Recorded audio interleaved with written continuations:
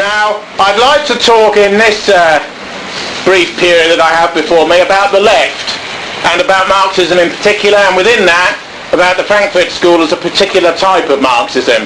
We've never had a speak and we've never had a talk about the left before in these gatherings as the new right per se.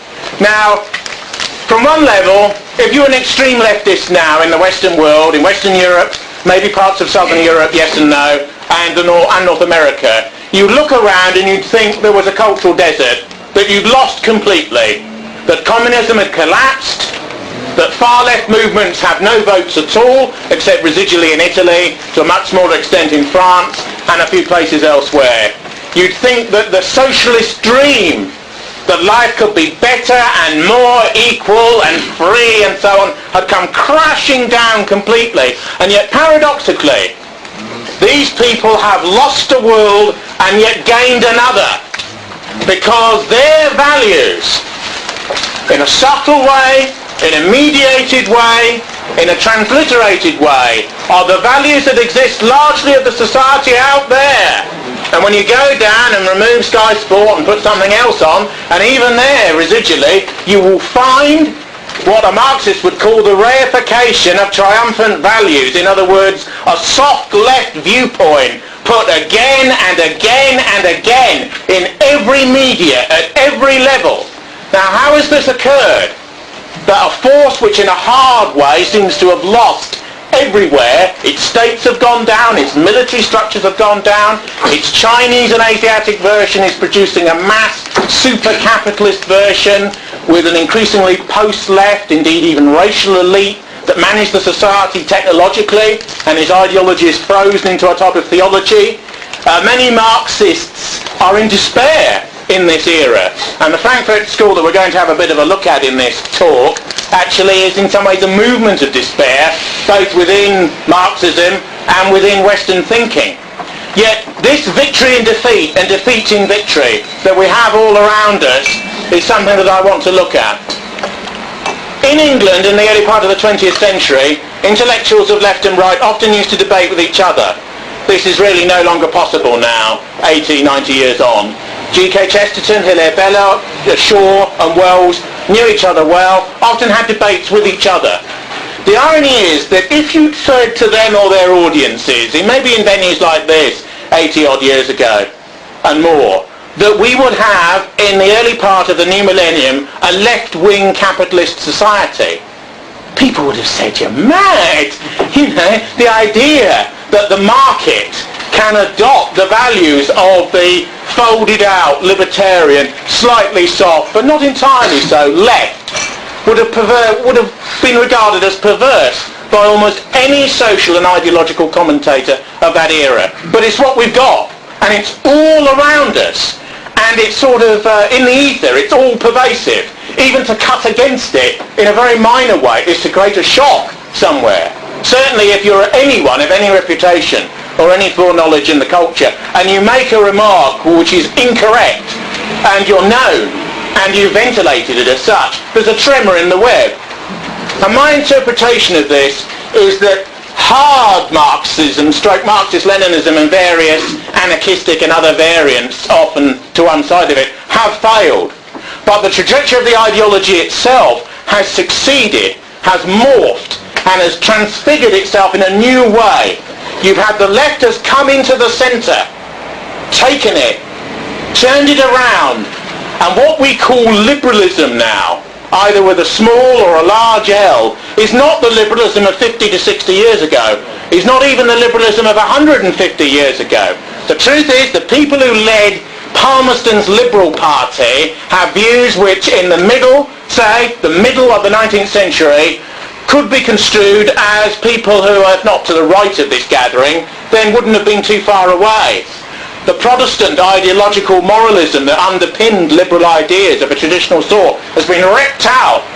So it's become a materialist and secularist ideology prone to infiltration and change by forces from its own radical left. One of the things that's most germane to the Frankfurt School is the Frankfurt School repudiates those elements of communist practice that liberals don't like.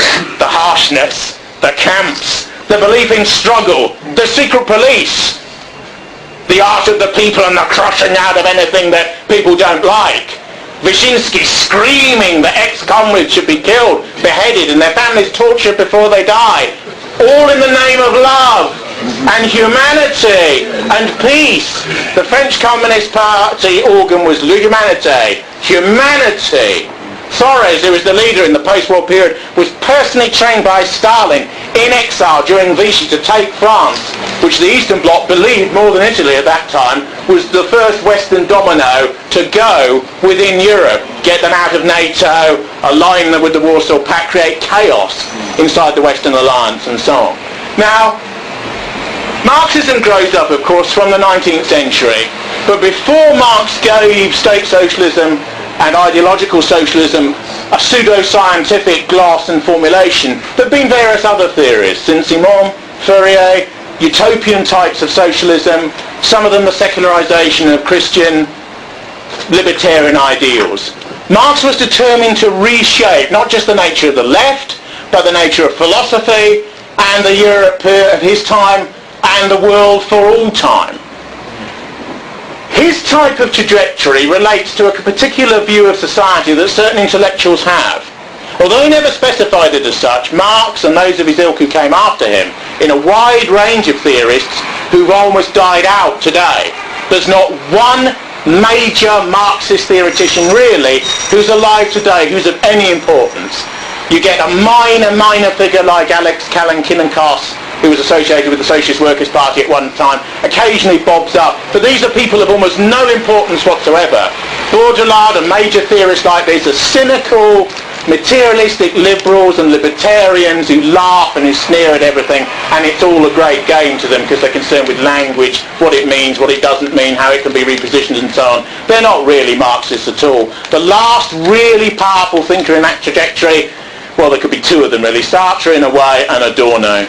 And after them there are just minor figures who floated out. So this entire mass of theory that begins with Marx is part of the idea that intellectuals can totally dominate society. In the Anglophone worldview, intellectuals are on the whole praised and privileged to a degree, but also accorded a very minor status. In France and in Eastern Europe, which often modelled itself on French patterns of intellectual culture, intellectuals form a class within the society which is very coherent and quite hard-edged. And it's understood that you do the academic jobs, you do the higher journalistic jobs, you do the upper-tier, pre-modern professional media jobs, you write the books, you run the galleries and so on. It's not just an incoherent group of individuals, it's a tier with its own morals, its own way of behaving, its own salons, which are the parties and groups where this particular subset of intelligent people meet. I went to an intellectual salon, run by a continental European, of course, when I was 18, and all the intellectuals were talking about ordinary people. Because that is the class division if you're an intellectual. There are those who live for the mind and ordinary people who don't. So they have their own mental class division within that. And Marx, in his own way, was a radical twist on some of those ideas. He believed that theory could dominate life and social process to such a degree that it could change the world and even human nature forever. One of the important things about Marxism is its total and utter break with the past. Its total and utter break with all religious ideas. There is nothing supernatural, they're just human theories and myths within language. There is nothing prior to man. There are no eternal values whatsoever. Everything is in the now, and everything is based on materialistic precepts which we predetermine every aspect of life. This means that in the high regime and ferocity stage, communism represses religion with extreme and often irrational violence. You always know that a communist movement is falling back again into social democratic centrism and state socialism when it allows people to adopt a religious preference. After the Soviet collapse, when the Communist Party reared up again, and in one of Yeltsin's internal elections, one of the ones that his forces won, they had a bit of a chance. They said that Christianity and Orthodox Russian Christianity was now compatible with Marxist-Leninism, which is the key to a weakening of the resolve for struggle, because the desire to crush out religious belief, even to the degree of atrocity, such as those committed by Pol Pot in Kampuchea, for example, where there was an actual attempt to kill every self-defining Buddhist in the society, is an attempt to eradicate completely that which exists before. Mao, who was even more ideologically radical than Marx himself, believed, completely contrary to all biological ideas, that man is a piece of paper. Man is a white sheet. You can take a man and torture him to a gibbering wreck. You can take a man and say he's a god and then shoot him afterwards. Man is changeable and plastic and can be moulded by struggle, or what they call dialectic. Ideology in life and in language and in history. Give me a man for half an hour and I'll make him a communist. It's this sort of idea. And occasionally, many of their theories, when applied, such as to American prisoners of war in the Korean War, for example, had a certain salience. Maoist behavioural theories worked on these lines. They believed that there's a 5% leadership caucus in all groups. So you take the officers away from the men when you've got them captured. Then you take away the non-commissioned officers. Then you take away the moral officers, those amongst the men who are the elite, amongst the mass of the troops, who have personalities which would be known as leadership personalities. In crisis, people would look to them. If the officer has fallen, they become the officer. You get rid of, you remove them. You either shoot them or put them in a separate camp or send them back to the Americans. You want the mass that you can mould and destroy and remake.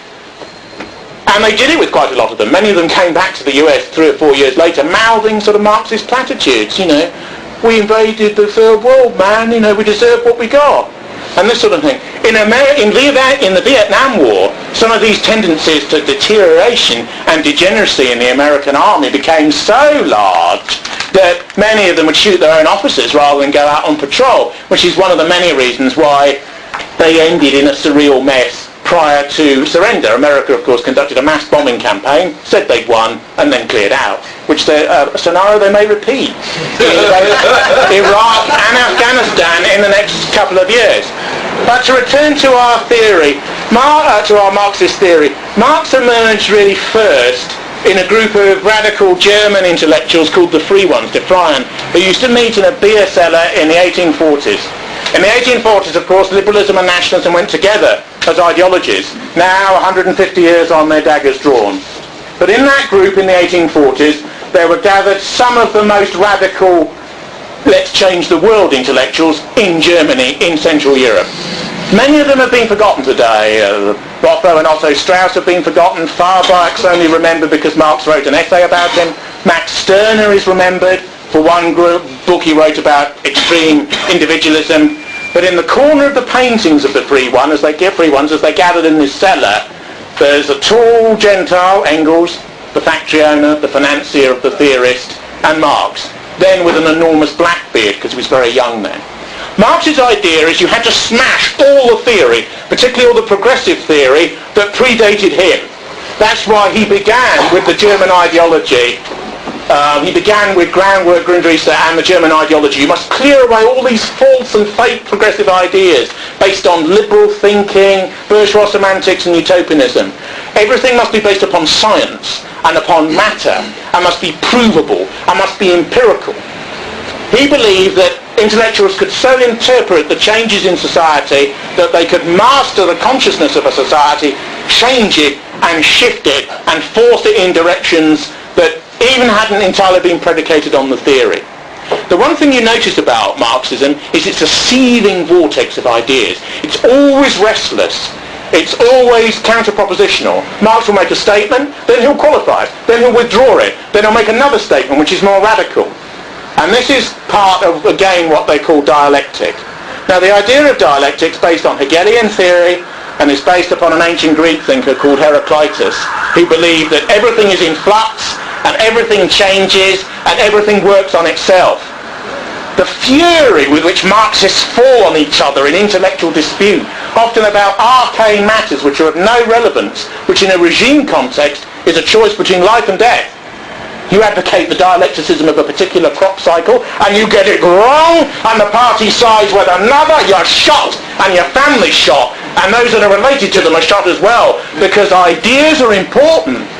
The man who thumbs through the Guardian on the tube and thinks ideas, he cares. To a Marxist, ideas are life. And you write them in blood because they're important. They suppress artistic forms because they believe they're important enough to merit that. And that's the difference between why they almost conquered a world and didn't in various ways. Now, Marxists on the whole form two camps in my mind, politically and ideologically. In all Marxist groups you get rather weak, pacifistic, loving, humanistic people, the vicar's daughter, who believes human nature isn't right. If only we could be nicer to each other. If only we could spread more love. You get these people always in ultra-left and communist groups, and next to them on the podium, next to them in the auditorium, you are utterly nihilistic, ruthless, virtually criminal types who want to use the structure of power when they get it to crush those underneath them, don't give a damn about ideology, and are actually amongst the most misanthropic people you could ever meet. And you have these extremes of the innocent lovey and the sort of sadistic amoralist in the same group. That's why when a communist regime comes in, they have enormous purges, because they have to start purging their own to get rid of all the idiots, to get rid of all of those who believed it was love, love, love, and they're led off by the men in leather jackets. Because you've got to get rid of those fools early. If a right-wing regime is formed and there's a purge, it's because it's people struggling for power. That's what it's about. Now, Marx in the British Library began writing sort of pure theory as a critique. The interesting thing about Marxism is, in a strange way, its unoriginality. Epistemologically, it's Hegel, and that's the theory about how it thinks about its own theory, and Heraclitus. Politically, it's the ultra-left of its own time, fitted in and made to do service. All of the classical liberal thinkers from Adam Smith onwards who underpin capitalism as an idea, Marx doesn't think up an original theory in relation to them. He critiques them. All Marxism is a shadow. It's a critique. It's a sort of feeding on the carcass of something which exists before you. You critique it, you turn it around, you re-engineer it, and you come to vow on the basis of a negation. So the negation of that which exists before is a key to the nature of this type of thinking. And then you negate the negation. And then you negate the negation of the negation. And you go on and on. The most radical version of state communism is Trotskyism. The idea that you have a regime that renews itself through endless and perpetual struggle. There is no rest. There is no motion. Trotsky wrote endless sentences like this. No love, no serenity, no stillness, no motion, only the struggle.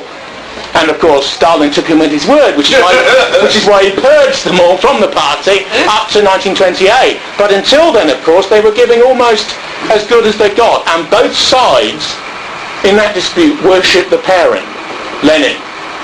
Now, Lenin was taught his Marxism by Plekhanov, who was a Menshevik, who didn't like the Bolshevik Revolution.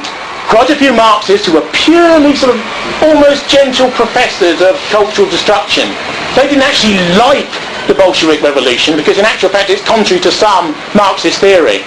The idea of the Plekhanov school is that if in a totally undeveloped society you have a militarist coup by a left-wing armed group, which is what the Bolshevik Revolution really was, you will end up in an extremely nasty, what we would call today, third world dictatorship, which is exactly what happened, because in their theory you had to allow capitalism and the bourgeois class, which is loathed and yet admired, strangely, simultaneously, to reach fruition, to create the proletariat industrially, that then leaders from the bourgeoisie split off, form the communist vanguard, link with the proletariat, revolutionise the world, and create defective communism, create socialism, the first step.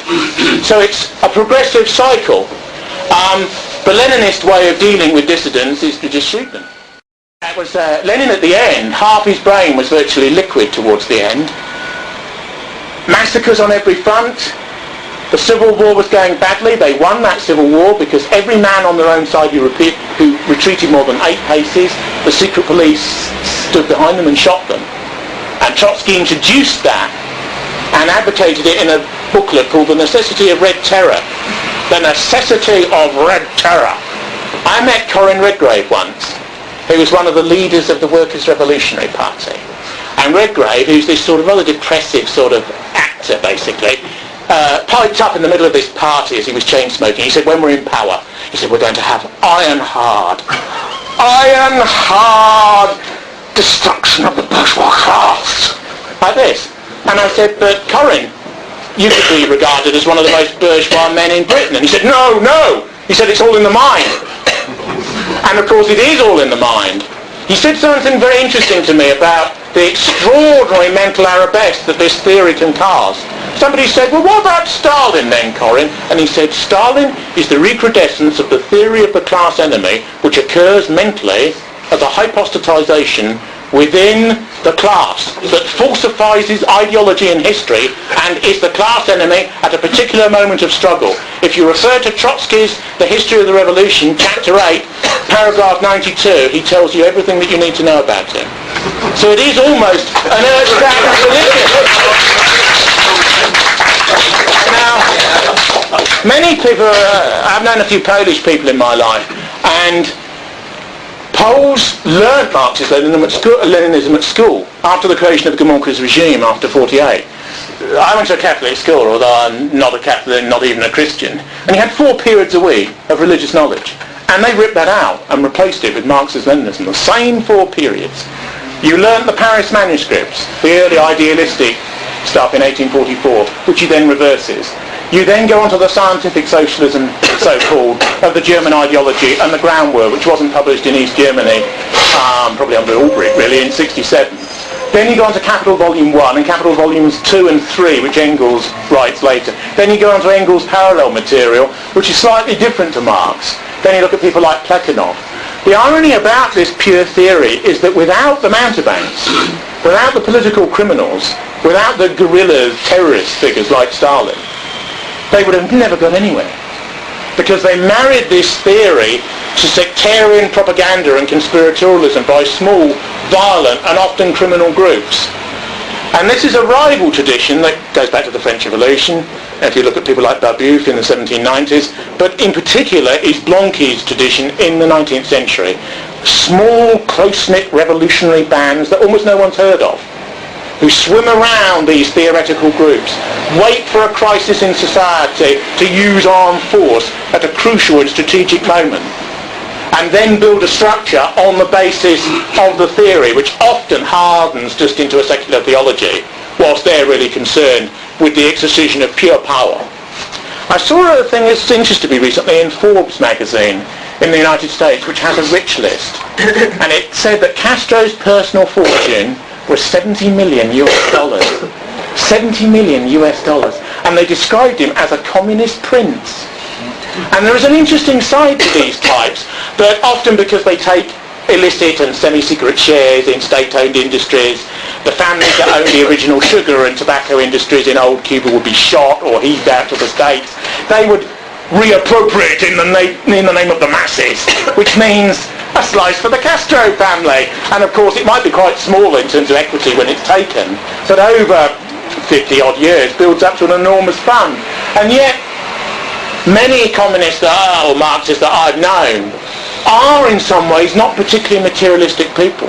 The whole point in the communist movement is that you often owned nothing, often you left very little except for these monarch types that I've just mentioned, because they lived for the recreation of man. They believed in a total change in almost all areas of society. Probably the most extreme communist experiment of all was Pol Pot's in Kampuchea. Now Pol Pot of course wasn't his real name. It in some ways means political potential, which is what Maoist instructors in China called him. Political potential, Pol Pot. He has political potential. Pot himself was a nerdy little man with a lopsided smile and a sadistic desire to impose a type of peasant-based, anarchistic Marxist theory. One of the interesting things is when he was a student, and Indochina strongly influenced by French imperialism of course, when he was a student in Paris, he sat in on lectures by Sartre, by de Beauvoir, by a feminist theorist called Kristeva, who was also a Maoist at the time, and he sort of wrote down things that they said, but in a sort of cretinous, future sadistic way, like, the family is a gun in the hands of the bourgeois class. Destroy the family. Yes, destroy the family. Make everyone live in communes. Destroy the bond between mother and child, and husband and wife. Everyone is therefore part of the masses. And Norman Ippler was wonderful. And when he got the chance to do it in a society with gangs of terroristic teenagers, many of them out of their minds on drugs and so on, he did it. He put people in large barns, and if you said you wanted to see your uncle, he said, I'm your uncle. And the person was dragged out and their head beaten in with the butt of a machine gun because you weren't worthy a bullet. So that is the sort of high theory. These French Parisian literati types have hardly ever had a problem in their lives at all, who are rebelling against the norms of their own culture, almost as play. But they give the language and the sort of action theatre to these types who internalise it all. And although most of them just remain Gerard Healy-like idle dreamers on the margins of Western society, if they ever really got the chance to do it, they would impose it because they believe it's morally right to make that imposition. And the idea that these theories are morally right is important in relation to their reception at a later time. Because I believe that contemporary liberalism has recycled a large number of these theories and treated them, purged of nasty Soviet, Maoist and other accretions, as something normative, as something given. 70 years ago, many of the values that face us in the media and elsewhere would have, amongst normal and apolitical people, been regarded as abhorrent. Now they are normative, and even to speak out against them is to essentially embrace thought criminality. But there's a degree to which the reason this has occurred is because a hybrid is developed between post-war secular liberalism and the Marxism of the past. And this is what I'd like to discuss. The Frankfurt School grew up in Germany as a particular response to modern life. Marxism believes in crisis. Everything is in crisis. The family's in crisis, class relations are in crisis, race, which they don't accept as a social concept, because it's an anthropological concept and isn't reducible to economic materialism, but it does exist because it exists in the minds of reactionaries, and so on.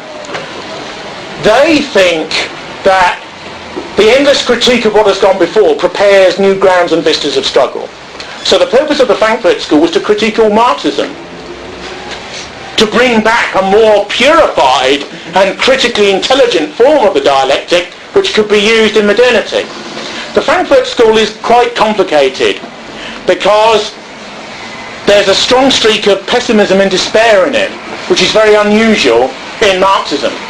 Another really unusual thing is that very Germanic forms of Marxism, such as those proffered by Lowenthal, by Horkheimer, by Adorno, by Naumann and others who were prominent in the school, linked to forms of Anglo-Saxon, American and empirical thought.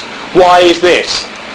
Because of the existence of fascist governments in Central Europe in a certain time, all of these types sought refuge in the United States. When Adorno was at the University of California and the Frankfurt School had been closed down by a certain notorious government in Germany at that time, he developed various psychological theories which are quite interesting, even in relation to this present audience. He developed what he called the F scale. F was for F for fascism. And this is a personality test which under a different name is still used quite widely. It's a test for the authoritarian personality to see how fascistic you are in relation to trigger words. Many of these ideas have fed through into the doctrine which is now called political correctness, but they've morphed and changed over time. And rigidity in relation to prior assumption. Ability to follow a leader without question. Undue respect for authority, dialectically related to the idea that you want to exercise authority yourself. A sort of love-hate relationship to the police, and this sort of thing. Adorno ticks all of these boxes, so he's very obsessed with the micro side, which on the whole Marxist theory, which loves grand architectures of theory and great spasms of language for its own sake, usually neglects. Marx himself, of course, was a combination. Capital is full of endless detail about the suffering of the poor in capitalist societies. One of the reasons many Western idealists were attracted to it in the early part of the 20th century. Because, of course, for every new development, there were many victims. Marx, if you read Capital, there's endless sections about crushed children and machines, people suffering in the early stages of industrialization. But the irony could almost be Cobbett. And yet it's linked to the idea of an enormous theory that can transform the nature of reality. For human good? Well, the problem with all Marxist theory is it's counter-propositional in relation to what we are.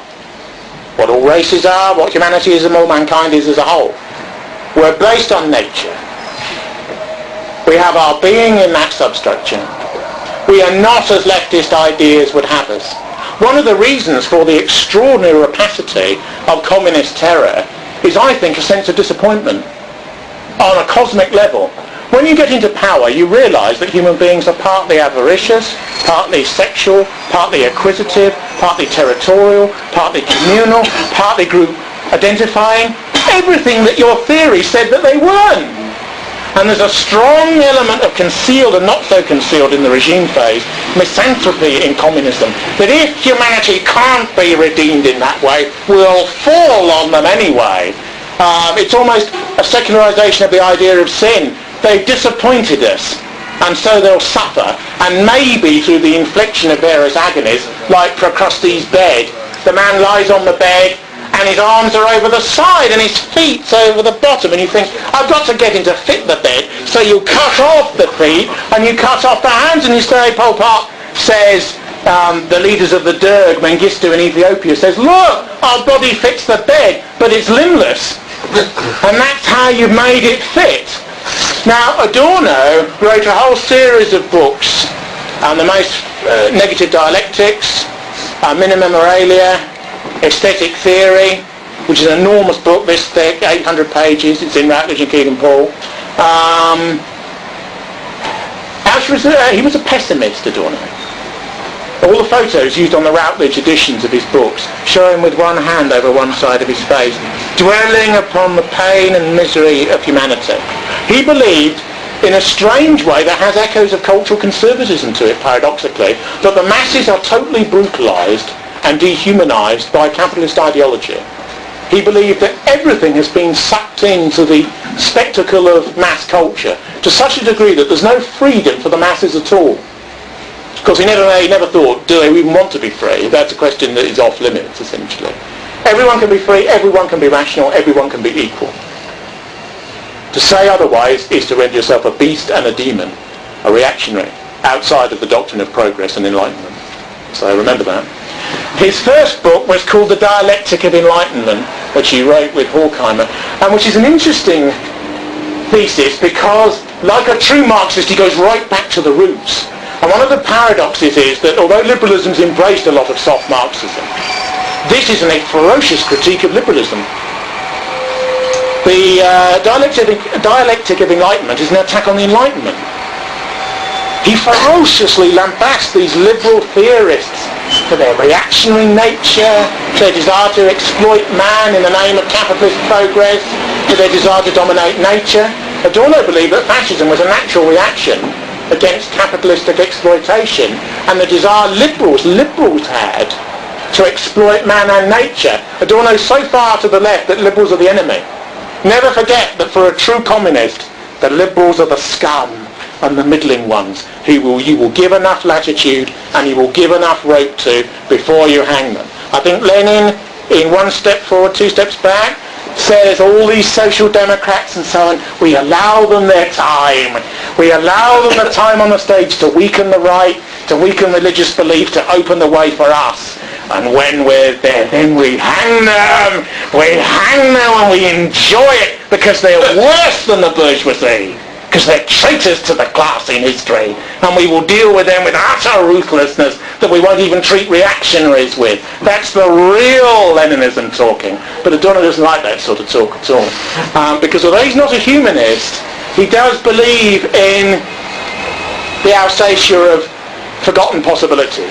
Don't forget, for a Western Marxist, and this theory is called Western Marxism or Euro-communism as it became, the Soviet experience has been a disaster.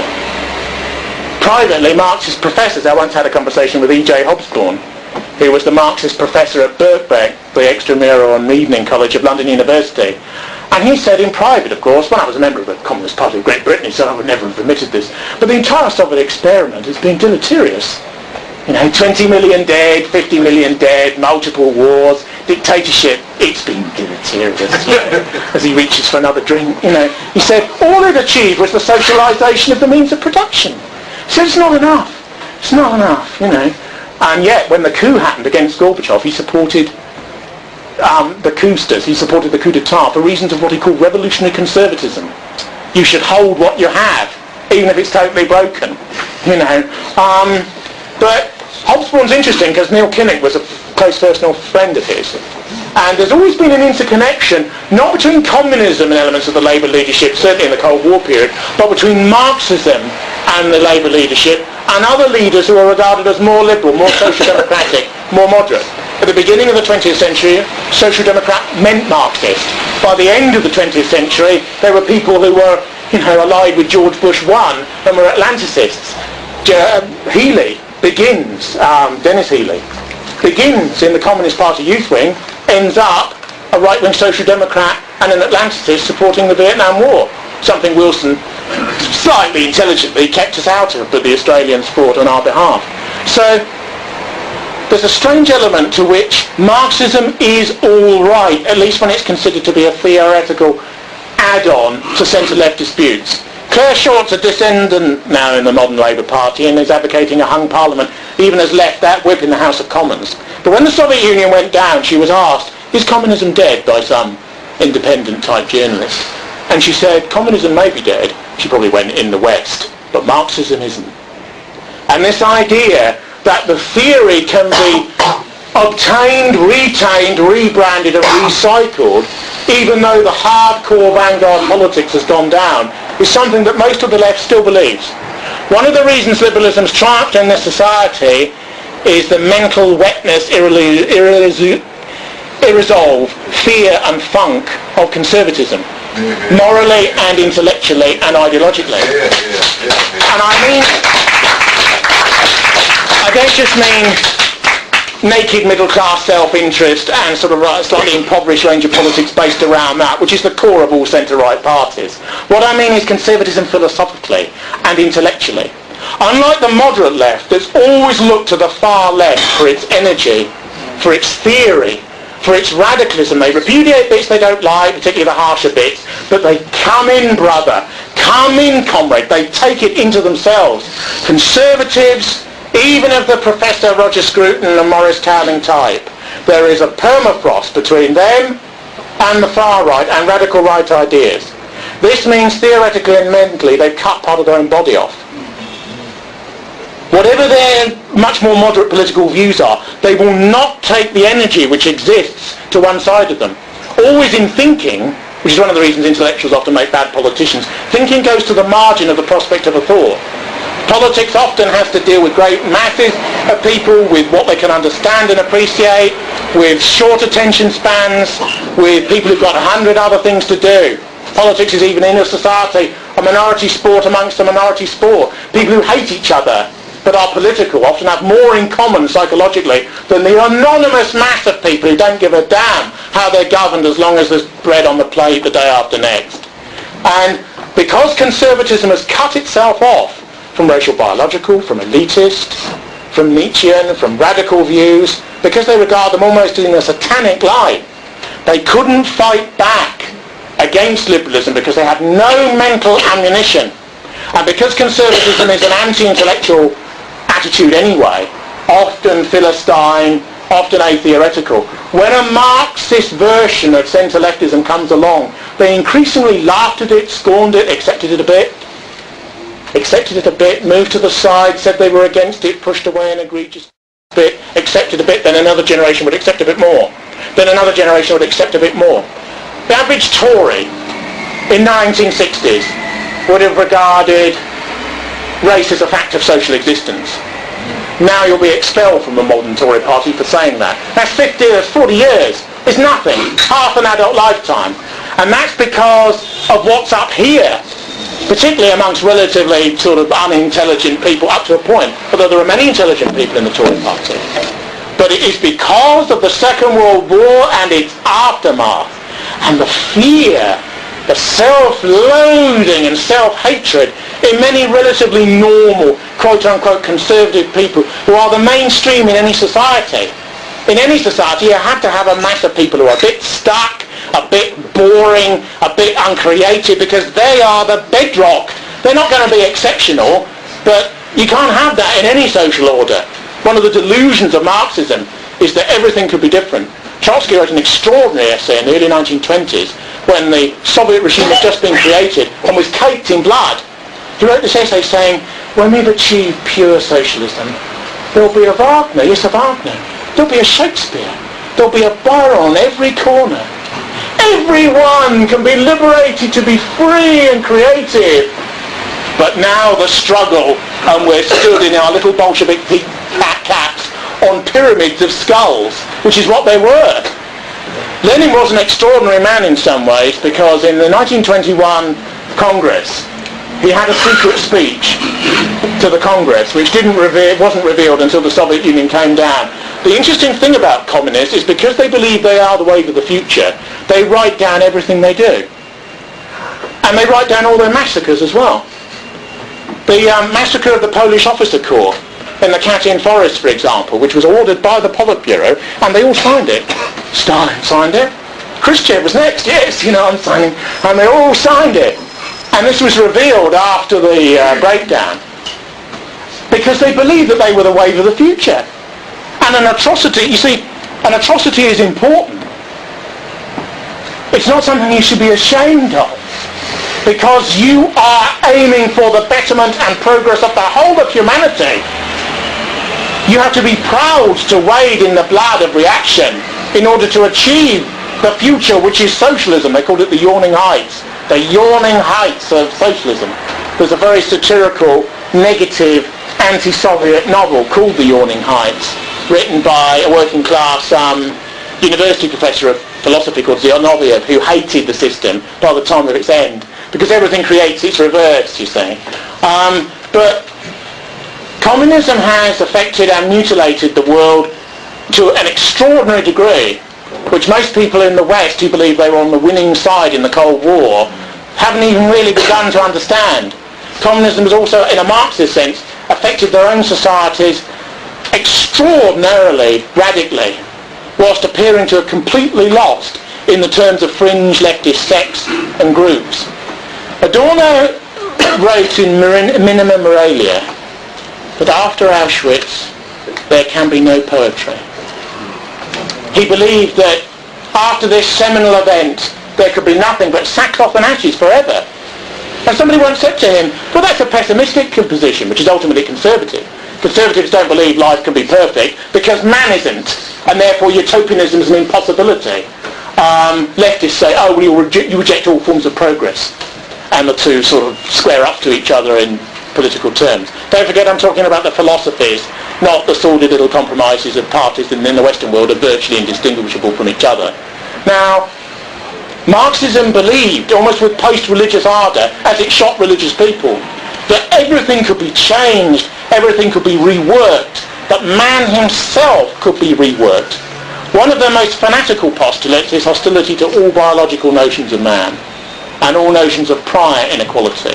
The idea that in the end even human rights jargon will always disappoint, because there are always beautiful people and ugly people. There's always unintelligent people, there's many of them, and there's always very intelligent people and always a range with it between. There's always people of great physical power and people who are weaklings. A very left-wing socialist friend of mine from years ago said, the trouble with you, he's speaking to me, is you're against human fairness. You're against being fair. And I said, go to a maternity ward. Go to a maternity ward, and one's born without an arm or without an eye. Others are born hale and hearty. Some are intelligent or will never have a moment's disease in their lives. Others are crippled from the very beginning, and he talked to me about fairness. And he said, maybe it's not like it should be, but we must strive to make it so.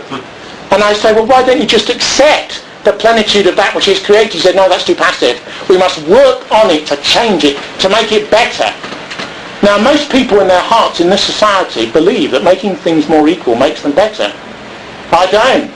I believe making them more unequal makes them better, which means you're monstrous in contemporary terms. But I believe, because the greater the space between people, the greater the prospect of transcendence. and the greater the prospect of overleaping the present means you can actually not evolve physically but mentally and spiritually into something else. If there's nothing above you, there's nothing to aspire to. There's just endless stuff beneath you. But I'm an elitist. No contemporary, even right-wing conservative politician will admit that their party actually stands for inequality. Even in capitalism, which has endless inequalities of outcome, doesn't it? That's why you have two big classes. Of course you believe in inequality, but the Majors and the Camerons and the Haids of this world, the Duncan Smiths of this other world, they talk about liberty, and they talk about freedom, and they talk about choice to schools, choice of race, choice of gender, choice where where you go to buy stuff, and so on. Choice. But if you choose one option, you deny another. If you radically choose one thing, you just privilege another therein. All life, even at the moment of small decisions, teems with the bias towards inequality. Discrimination. I believe in discrimination. Discrimination is a moral good and a moral law. It's an aristocratic spirituality. Of course you discriminate. You discriminate over who's your enemy and who's your friend. You don't treat people all as the same, except in some universal nimidom, which only exists in the minds of people who'd like human nature to be different from what it is. People become more right-wing as they get older, on the whole.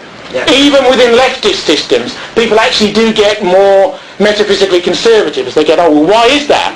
Because death approaches, reality approaches. Yeah. They can't live with these deluded, nonsensical views about human life, which is based on inequality and glory and difference. History's been made by a small group, acting on behalf of and in the name of the groups from which they themselves derive their energy and purpose. Marx is almost false on almost every area of life. That men and women are interchangeable, false. That the family is an enemy construction of man when it's the basis of human dignity in all groups. That economic activity between human beings is always a form of oppression, when in actual fact almost everybody at one level or other gets something out of it, otherwise it couldn't subsist in the first place. That man is nicer than he is when human nature is dualist. Human beings are kind and nasty. They're avaricious, but they have a capacity for self-sacrifice. They're endlessly cowardly and lying, but they also have a penchant for courage and glory. That's what we are. The great religions actually always known what we are. They shift utopianism and the desire we could be different from what we are to another world. But the leftist pseudo-religions of modernity have brought it down to this level and tried to counter-propositionally achieve it through violence and political struggle. And the reason that it's got bloodier and bloodier until the end they become sickened of it themselves. The emergence within the Soviet bloc of neoliberals like Gorbachev, who realised the whole system was a fraud and it didn't work and they could hardly produce anything economically. And you went to the West and you went back home and people were struggling to get razor blades and bits of cheese and bits of soap and so on. And you thought to yourself, this is a superpower? We slaughtered tens of millions for this? And in a sense, I think the fact that he wouldn't defend the structure as it shuddered, because you can't reform a structure like that, it had to go down. And he sort of managed its descent, really, if you look retrospectively on what he did. He's hated in Russia now. Hated.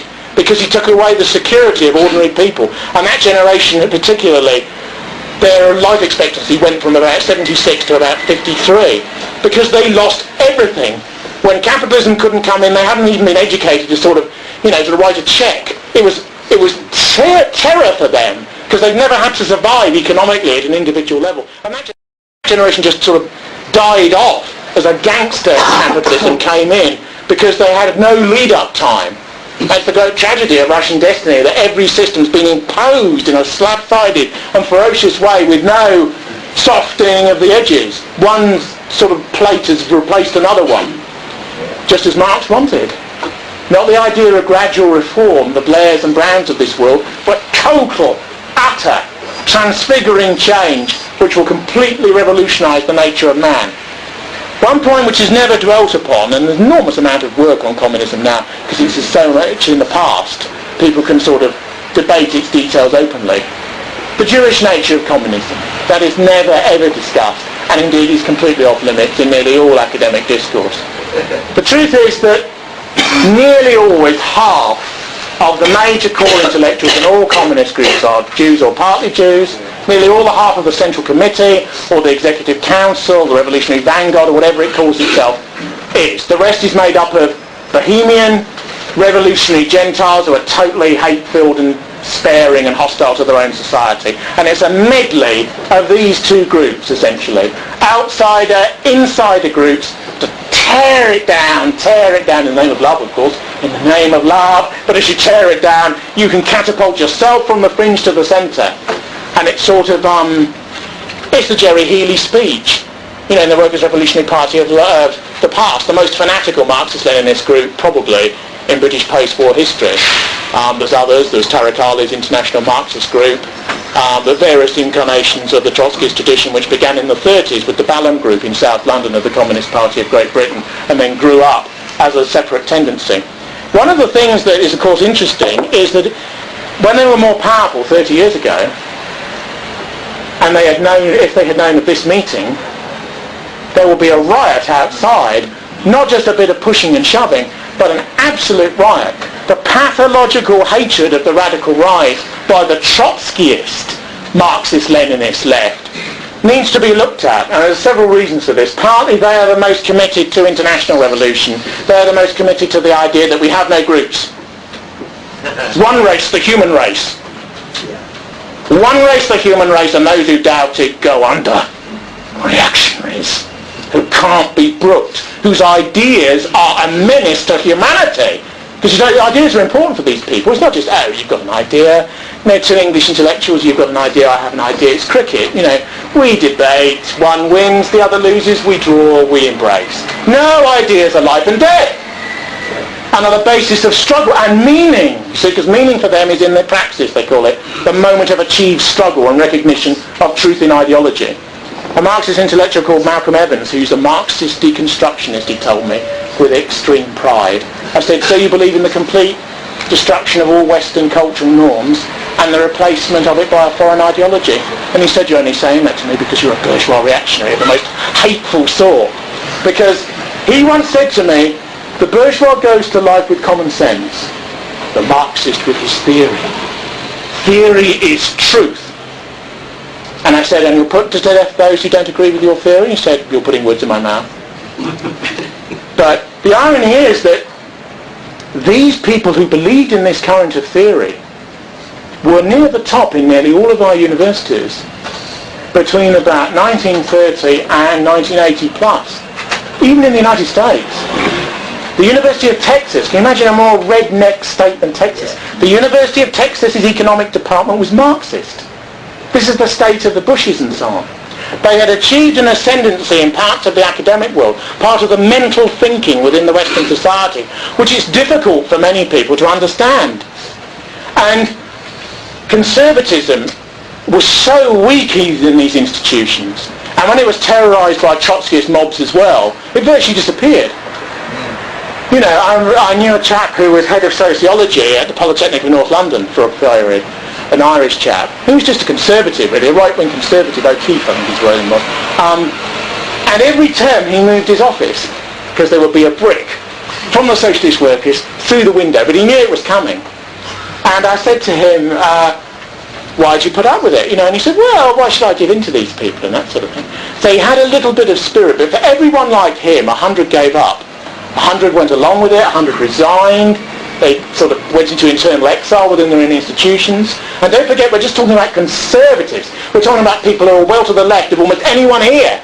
So if they haven't got a chance, what do you think these, the sort of opinions that are canvassed by this group has? Because since the Second World War, the sort of opinions that this group deals with have been outlawed in all institutions of higher education.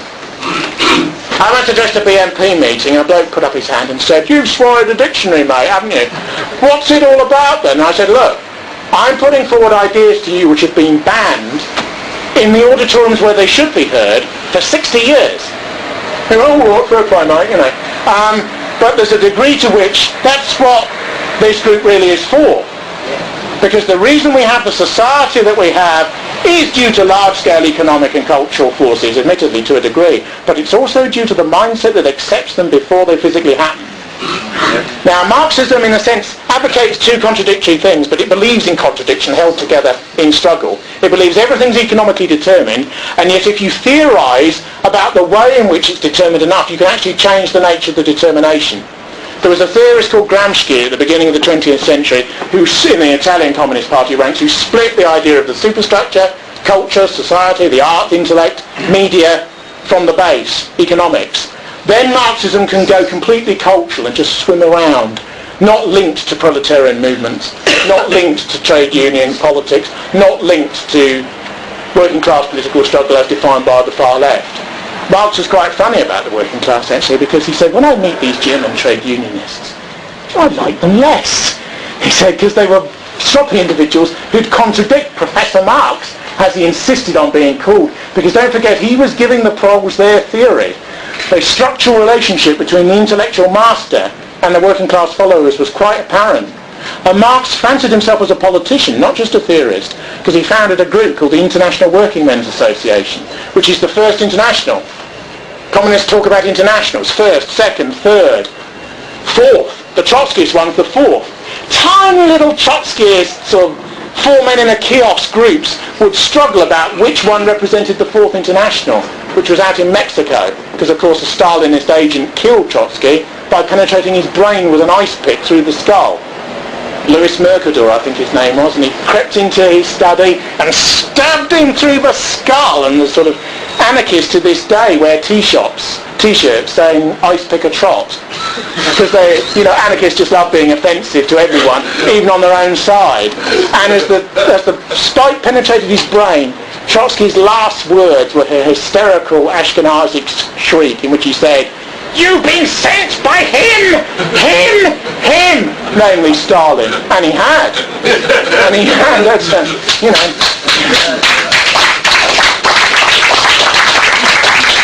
He went out in the light and in the dark, one could say.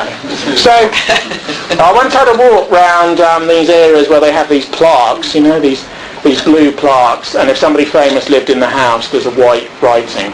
And I was with a right-wing intellectual called Bill Hopkins at the time, and we looked up at this house where Engels had lived. Friedrich Engels, it said in the dates, economic theorist. That's a bit tame, isn't it?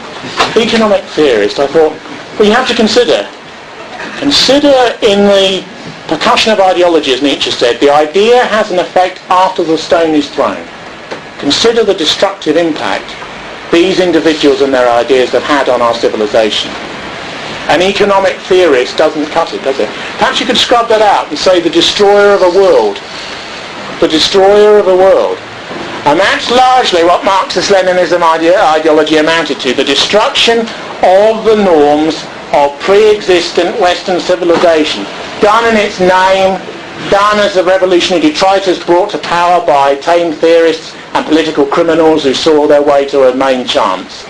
And it's dominated the thinking of our peoples in one form or another to such a degree that if you meet somebody in the arts now who's a fluffy liberal, but they say, oh, all races are equal, all men are equal, anyone who says other is a reactionary beast, I'm for aid to Africa, I'm for saving the planet, they are mouthing the 10th rate approximation to this theory. The hardcore theory would appall them. 10 stages back, Fanon saying whites should be killed because they incarnate the guilt of oppressive imperialist capitalist classes, which is based on Lenin's book in 1916 called Imperialism, whereby you have to explain the fact that socialism hasn't come about, that capitalism hasn't led organically to socialism, imperialism, and the defamation of the persons of colour by, although he didn't call it this, the white economic colossus, which is still the justification for many third world radical groups, even now. This mixture of sentimentality, high theory, a Jewish desire for power, and extreme misanthropy, which will use, because it's secularized and has no objectivist moral basis, any means to bring itself in, has almost at times brought our entire culture and civilization to almost point of disaster. Their armies dominated a half of Europe until relatively recently. Tens of millions of white people grew up under their structures, lying, evading the truth, just surviving. If you did Marxist-Leninism in Warsaw when I was at school in the 70s, it wasn't a joke. You didn't write sort of ironic, quizzical and deconstructive ideas about the founding fathers. You knew that it was a secular religion and you toed a line or things would happen to you. A file would go to the secret police about you. In Romania, in Bulgaria, in Hungary, in East Germany, dissidents would go to the shops in East Germany and there'd be H. Stasi behind them in a car. Amazing degree of surveillance. Why? Because you need to impose dialectical purity on the masses. Because if they are allowed their own way, they'll just drink, fornicate, consume, and do what they want. You have to hold them to the mark, even by terror. And you even have to build a wall around your country to keep people in. The classical thing is you build a wall to keep enemies out, don't you? You don't keep them in. Now, in closing, I'd like to say that there's been an extraordinary cowardice amongst Western intellectuals in the adoption of these sorts of views. Robert Conquest was a minor poet in Hampstead, and he used to go to all these salons in the 40s and the 50s. And it is Hampstead, ultra-rich, creamy, bourgeois types, many of whom have never suffered anything in their lives. And many of them were Stalinists at this time. Never mind Trotsky, never mind the revolutionary alternative, but actual Stalinists, people who'd read hagiographies, there are plenty of them, written to Stalin. Oh, great leader, we are not worthy to kiss the feet of the son of the world proletariat. All this sort of stuff. People laugh at it now, but in those societies then it wasn't a laughing matter. And Conquest was revolted about this and wrote two sort of revisionist books, The Great Terror and The Great Famine, about the Ukrainian famine. As a response to that, he also wrote the Lenin book in the Fontana Modern Masters. And although he got facts wrong, and although he was a pioneer in rolling back the mystagogery of that sort of thing, don't forget, when Sartre was told there were camps in the Soviet bloc, he said, oh, but they're based upon love. Based upon love. And that makes it all right, of course. It's the idea is you torture them on their grates, you know, we're doing it to redeem the soul of man, but they don't believe that man has a soul. So that's a bit of a problem. But the one thing I would think, looking back on Marxism after 150 years in all of its variants, is the extraordinary cowardice of some of the most privileged people in Western societies who would not stand up to this type of theory, which is how it always begins, and didn't realise that in the end it would destroy everything they loved and everything they wanted. You even see it in Oxford recently, don't you? Irving and Griffin. Griffin's not a pal of mine, you know. But Irving and Griffin are there at the Oxford Union. They're speaking for us, really, whatever we may think about them as individuals. The mob is outside, seething, you know, mad, staring eyes, all the rest. Smaller than in the past, still there though. If they could, they'd get in and tear them to pieces, and they'd burn down the library as well. They really would. And yet, the ninnies at their Oxford tables will say the day after, it was a terrible riot, you know. These people, Irving and Griffin, coming along and provoking these people, bringing this mayhem and this mess into our lovely little Oxford streets, these monsters. Well, in actual fact, the theory of the mob is the street version of what their ideas would be in power. And these people would have no status, and what they really believe in culturally and spiritually, sensitivity, the Western way, listening to alternative arguments, basing things on empirical knowledge, they'll be out the window. And they've gone along with this out of corruption and being almost too pleasant for their own good, being too comfortable, and for flirting like an adult teenager with ideas of rebellion that are half disbelieved in as they put them, and not thinking that they will be used and used again and again and again to basically destroy nearly all of us. And it's because they haven't realised this that in a slightly softer version we're in the plight that we're in. But everything has its eras, and these ideas are bedding down. And I'll leave you with the fact that recently there's been an attempt in France to revive Sartre's reputation. Sartre was an existentialist and a Marxist. He wanted to bring together two enormous areas of theory. He wrote a book called The Dialectic of Critical Reason. He could only write volume 1. It's 750 pages. New Left books. It's a real ripper of a read. New Left books produce it. He wrote it on amphetamine, high in jazz cafes, speeding away like this. He was going to try and find a humanist justification for Stalinism. Yes, he was. That was going to be volume 2. But he could never get the theory right, and volume 2 never appeared. And at the end of his life, Stalin and his common-law wife de Beauvoir joined a Maoist group. These are Western intellectuals, don't forget. Joined a Maoist group and sat with all these Chinese in these little garages. He edited a paper at the end called The People's Fist, or something like that, The People's Fist. And he's totally persona non grata in contemporary France, intellectually. They had a big exhibition recently. Sorbonne, the big Bourbourg Centre, these sorts of things. And no one went. And no one went. And that is genuinely interesting.